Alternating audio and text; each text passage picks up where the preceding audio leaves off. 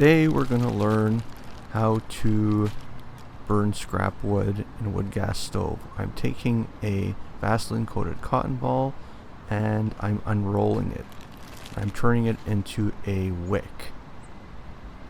So the idea is to make a couple of these wicks, and these wicks will be used to light the scrap wood in the wood gas stove. It's a little hard to get big pieces of wood like this burning, but with these Vaseline coated cotton balls it's not too difficult. So I'm making a couple of wicks here, and the general idea is to lay the wicks together and then to take another cotton ball and spread it out like this. I call this a spark net, and this spark net will be used to ignite the 3 wicks or however many wicks you use. And then you lay the wood all around the wicks, and once you light the spark net on top, it should light the wicks, and the wicks will light the wood, and then your stove will be working. That's what you want. So now I'm going to show you how I put the stove together. I just push the bottom piece in like this, and now I have a container where I can put the wood and the cotton balls. So I take a Vaseline coated cotton ball here, and now I'll show you how I do it in the stove. So I'm going to use at least 4 here. So I'm going to make a wick here.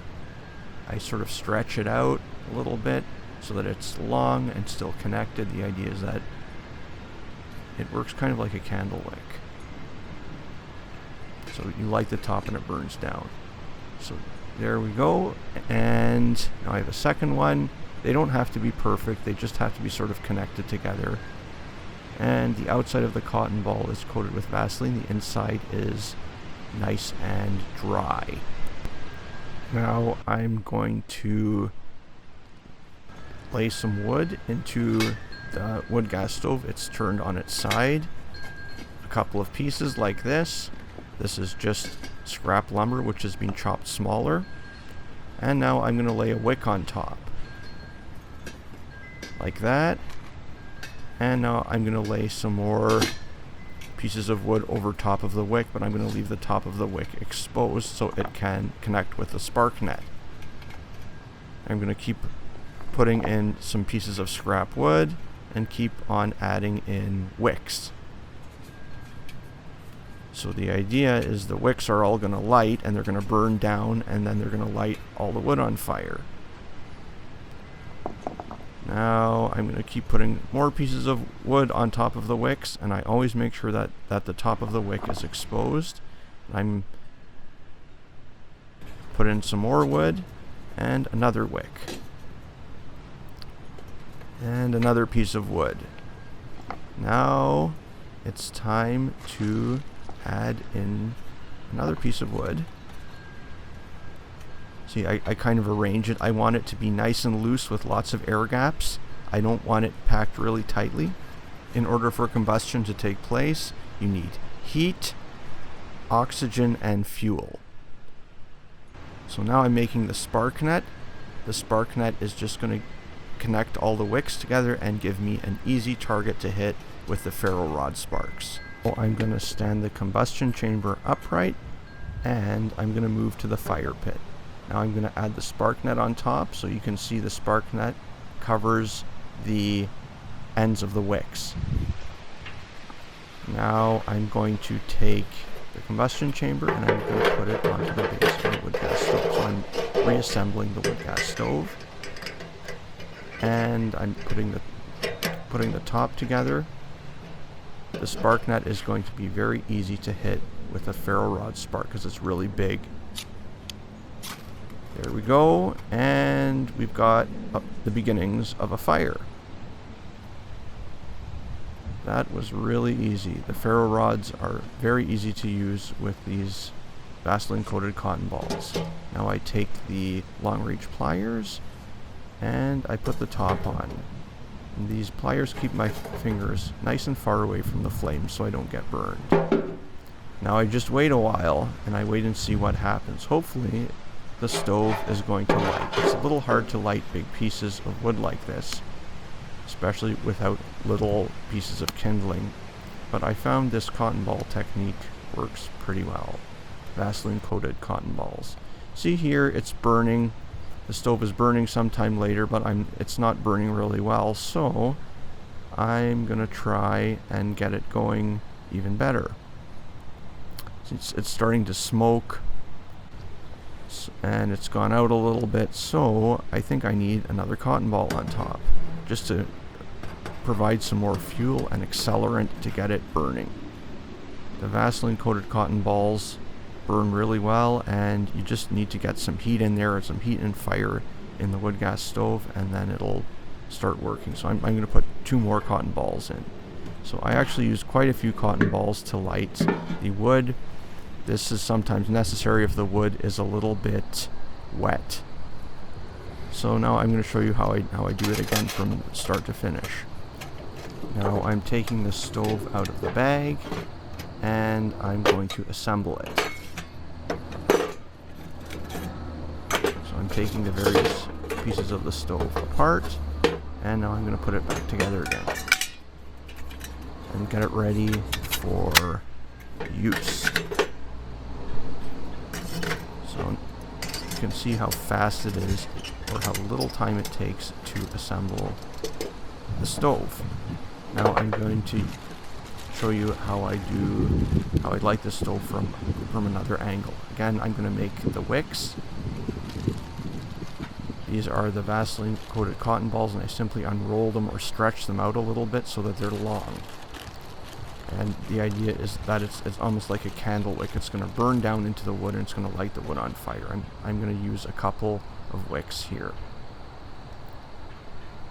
Usually, I make sure that I have a lot of Vaseline on these cotton balls, because the accelerant is really what lights the wood on fire. Now I'm going to start packing in the wood. I'm going to pack in the wicks beside the wood. So the wicks are hanging down, and the wood is packed around them, just like you've seen in the illustrations. So now I'm going to make another wick here. I'm going to pack in some more wood, and I'm going to put in another wick. The idea is to have some nice air gaps between the wood. You don't want to pack the wood really tightly. You want it loose so that you get lots of oxygen in there for the flame to burn. And I keep packing in wicks and wood. So it's sort of, the wicks and the wood are mixed together. They're both standing up straight. And the top of the wick is exposed, and it's on top of the wood, so you can see it. It's not hidden by the wood. I'm going to put a couple of pieces of wood in, and now I'm going to make a spark net. The spark net is simply a spread out Vaseline coated cotton ball, and it's done so that you can connect all of the wicks together and light them all with one attempt. And the spark net is also an easy target to hit with the ferro rod, because it's sometimes hard to get the sparks in just the right place. So I'm going to put the strap of the ferro rod on my hand, and now I'm going to try and hit the spark net with some sparks. I just pull the ferro rod back and leave the scraper in a stationary position. See, it goes very quickly. Once you've gotten some skill with a ferro rod, it's very, very quick to light these stoves.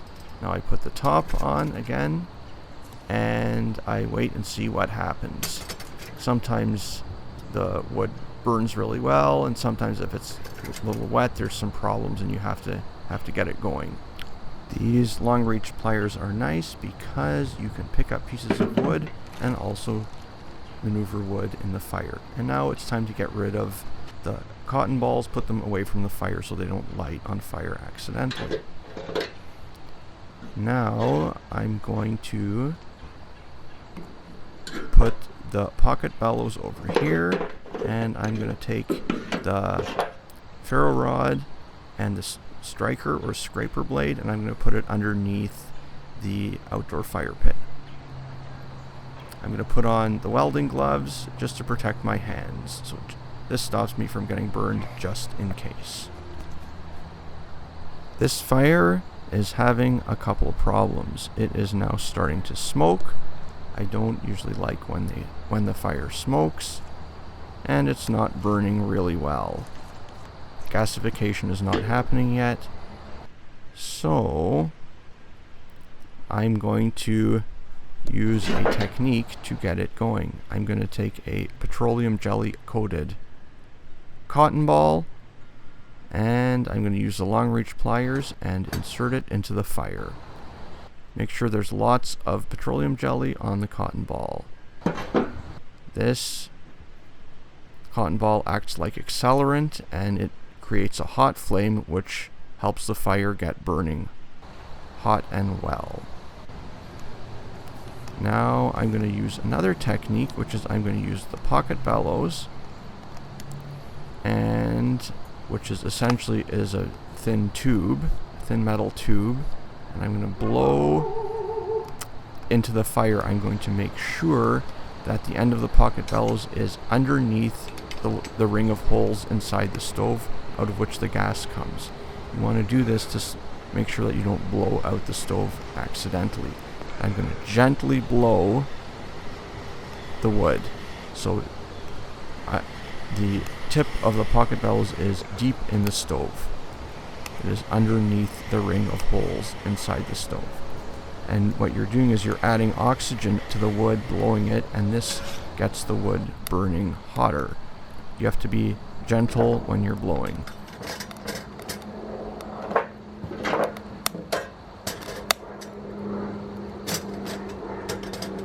And more airflow can get to the wood. There are holes in the bottom of the stove, and the air is added to the fire. Now I'm going to blow some more into the stove. Gently, gently blow,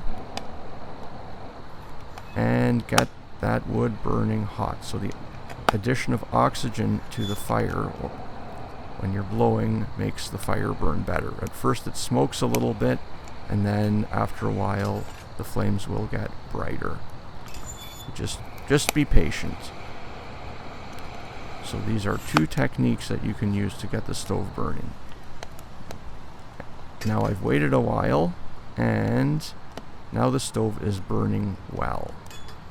You can see I can blow a little bit more here, and this gets the stove going even better. Again, the end of the Pocket Bellows, or the end of the tube, is well below the ring of holes in the stove. Be careful not to burn yourself.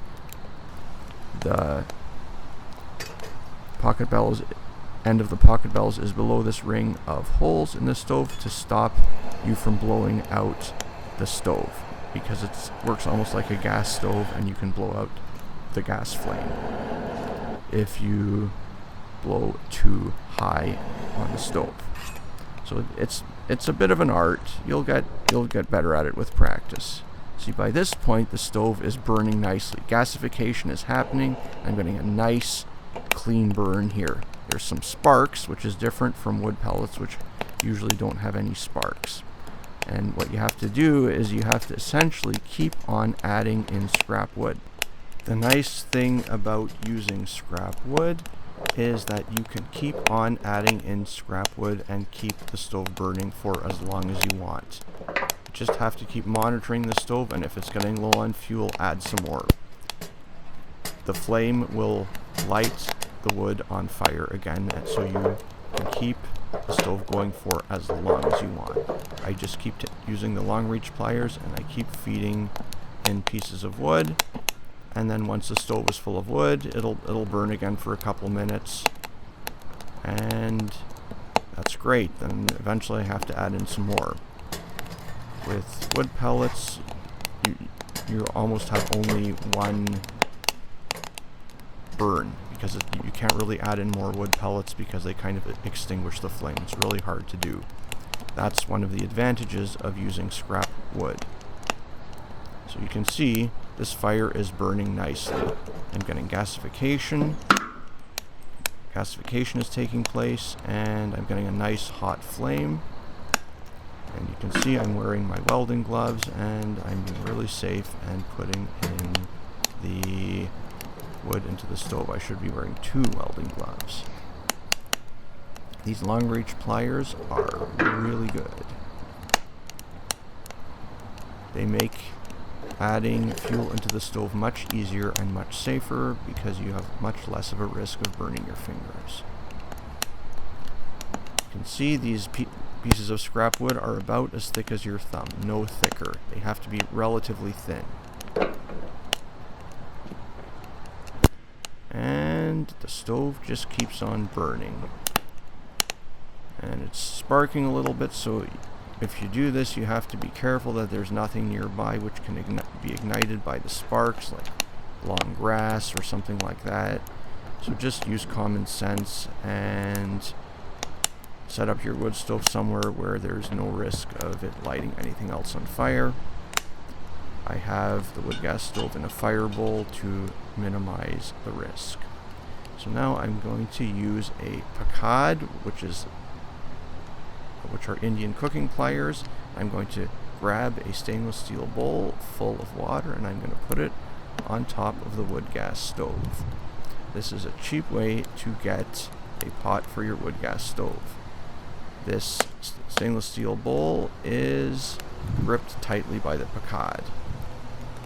And you can see I put it on very carefully, and I stand well back so if it falls, I don't get splashed by hot water, and I carefully take the pliers off of the pot and remove them. I just noticed a problem. I didn't extend the top part of the stove, and now the stove is burning.